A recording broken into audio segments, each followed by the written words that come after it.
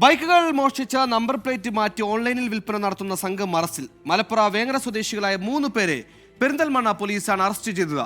ടൗണുകൾ കേന്ദ്രീകരിച്ച് രാത്രി കറങ്ങി നടന്നാണ് പ്രതികൾ മോഷണം നടത്തുന്നത്.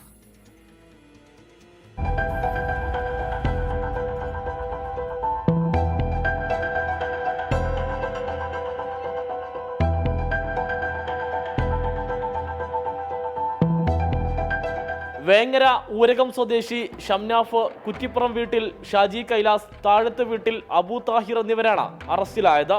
പെരിന്തൽമണ്ണ ബസ് സ്റ്റാൻഡ്, പൊന്യാകുർശി എന്നീ സ്ഥലങ്ങളിൽ നിന്ന് ബൈക്ക് മോഷണം പോയതുമായി ബന്ധപ്പെട്ട അന്വേഷണമാണ് പ്രതികളിലേക്ക് പോലീസിനെ എത്തിച്ചത്.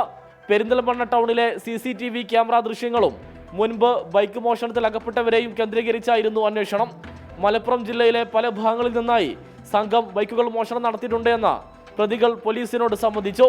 വാഹനത്തിന്റെ നമ്പർ പ്ലേറ്റുകൾ മാറ്റി വ്യാജ നമ്പറുകൾ പിടിപ്പിച്ച് ഓൺലൈൻ പ്ലാറ്റ്ഫോമുകളിൽ കുറഞ്ഞ വിലക്കാണ് പ്രതികൾ വാഹനം വിൽക്കുന്നത്.